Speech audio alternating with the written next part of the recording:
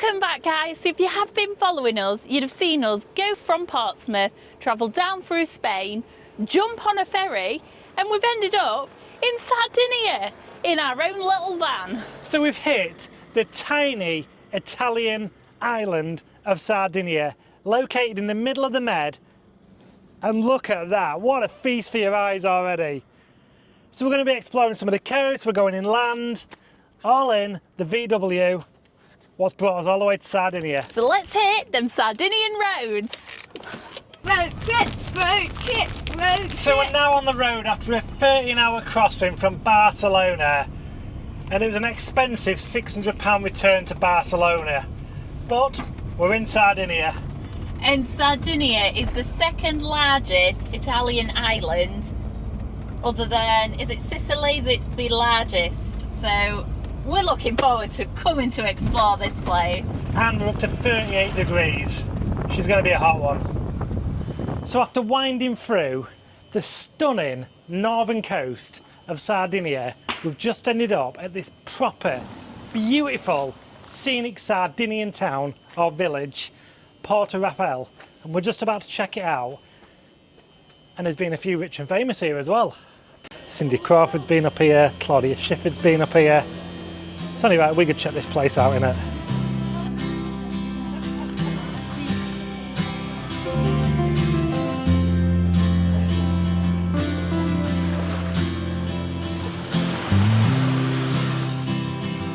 And this tiny village may be small, but don't let that fool you. And it's a perfect mix of charm, calm, and adds a bit of glamour as well.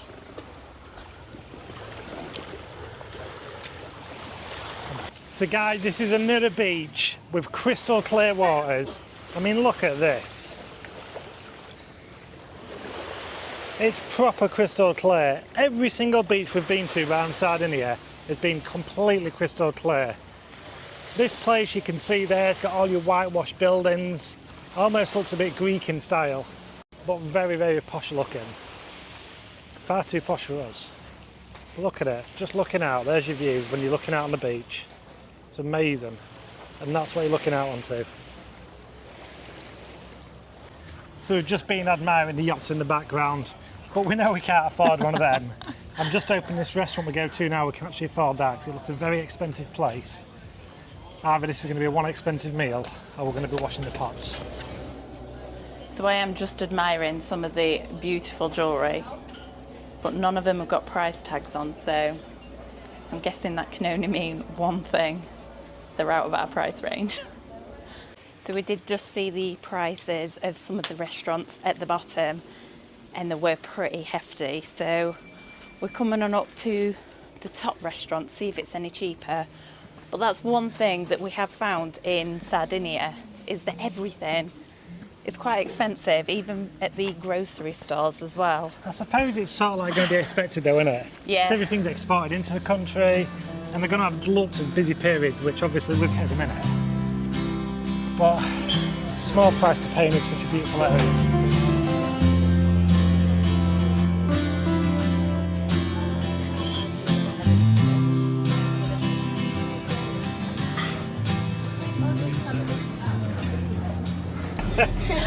So what an absolute disaster that ended up being. So we was having our food and nice pasta, although couldn't get a pizza because they run out of pizzas, haven't they? Italian, run out of pizzas. So we ordered the meal, it came out, and then I started getting a wasp. There was a few wasps there. There was quite a few wasps about, to be fair. So there was one flying around Rick, and he was doing all of his hand actions. In the meantime, he then knocked over his drink, and there's me trying to rescue it, but ended up knocking my drink over as well. So there was 2 bottles of Coke all over the table at this point. Look round, Joshua's chicken nuggets getting attacked by wasps. So our first Italian lunch, one just to fail, complete disaster, wasn't it? So we had to leave there quite swiftly. But nevertheless, it was a proper pretty town, wasn't it? Village. But yeah, the meal just didn't work out this time. It was a disaster. So we're just going to move inland a bit now and just check out, see what's inland, and then we're going to come back to the coast.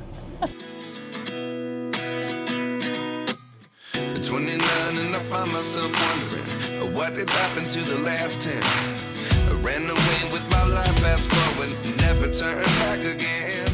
We've come off the beaten track and we're doing something a little bit different. We've come to the cork museum. Yeah, cork. The stuff what makes your wine nice and fresh. Come on, let's go check it out.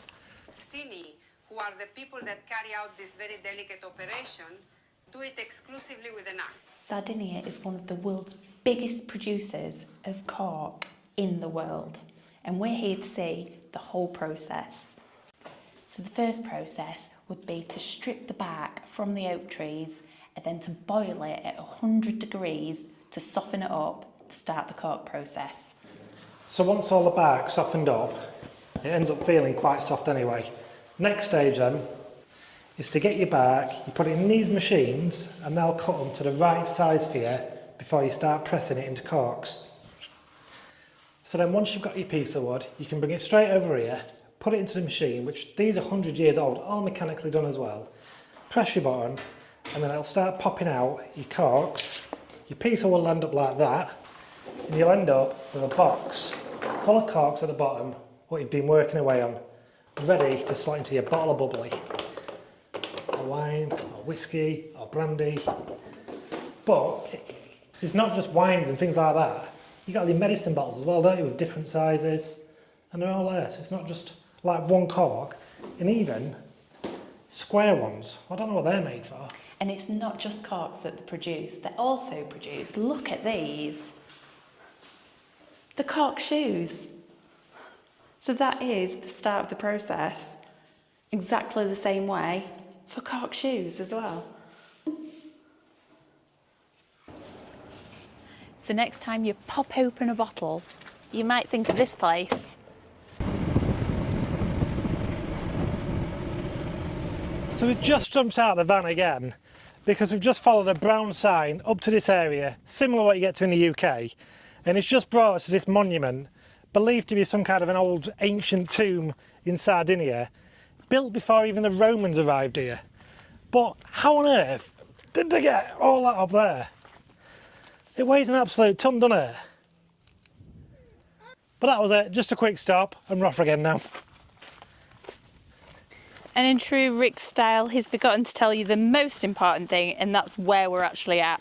So we are just parked just up there, which is literally 5 minutes to the monument. And we are at Dolmen de Ladas, I think it's pronounced. I'll put it down in the description. But it's, again, a great another little stop off, 10 minutes, and you're on your way again to find a different part or a different look, scenery. So we're going to head off back again, see what else we can find.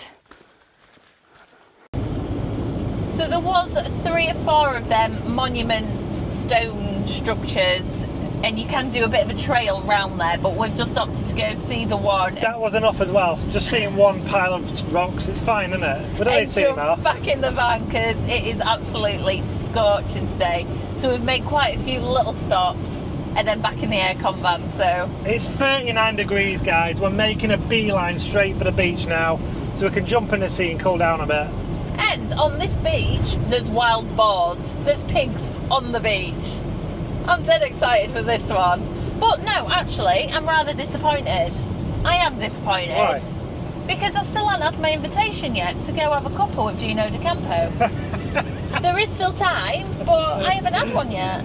Right, Gino's got a house in Sardinia, if that makes a little bit more sense for you. Laura's not going to get an invite. I've been on the beady-eyed lookout for him. There's more chance of seeing pigs on a beach. I'm hoping for that too. Oh, Gino cooking a pig on the beach. He might be down there. Just on the way to the beach now, we've just had to stop the van because I've never seen views like these. These look absolutely awesome. Look at that. Just as far as the eye can see. It looks stunning out there. Proper blue sky, proper blue sea.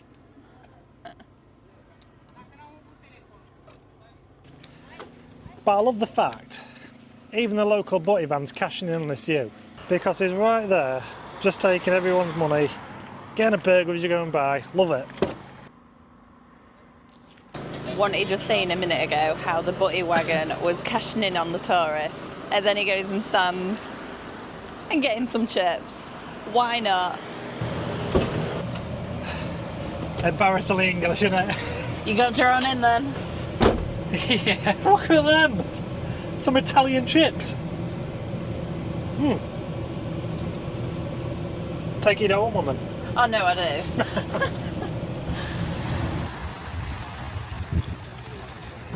So we've just got back to the campsite and we've had a quick shower, a cold one may I add. We thought we'd show you our setup that we've had. So we've got the pop top up. That's where Joshua sleeps. We've got the windscreen cover on. We've had this on all day just to keep the sun out, to keep us a little bit cooler. We've got electric hookup on this one as well. Come here a sec, I want to show the wires. So I've laid them out like this because if you leave it coiled up it can actually set fires, especially in this heat. So we've done it like this to prevent any fire hazards on that bit there. And now we've got that bit out the way. Ta-da!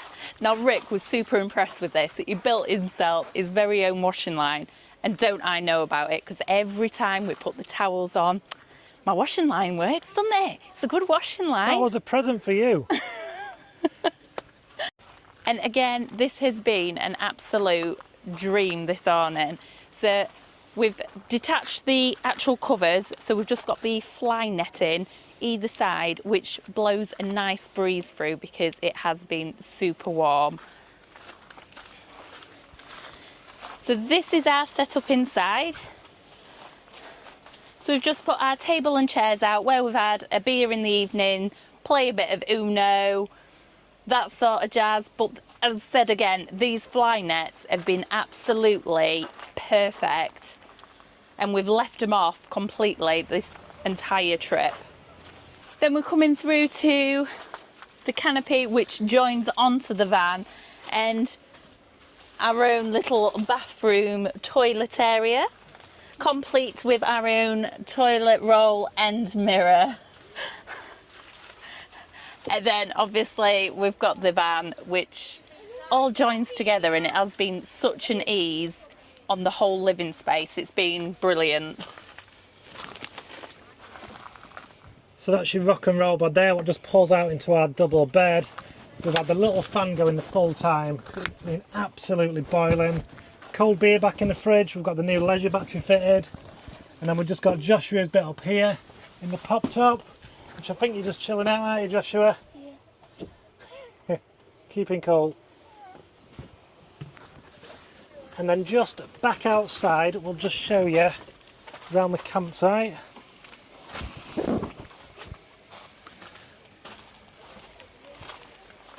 So this is pretty much our 360 views, what we've been looking at. Plenty of camper vans on here. Plenty of people enjoying their holidays. And a lot of these have been Italian, French, German and Dutch campers. We are in fact the only English we've seen on here.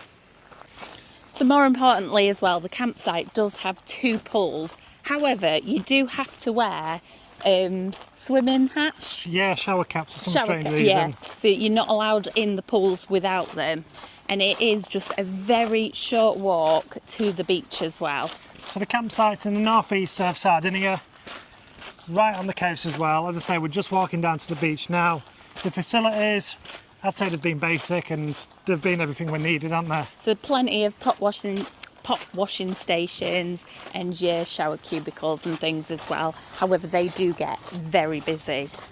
So just a 2-minute walk and we're down onto the beach already. And like every beach in Sardinia, it really does just look stunning.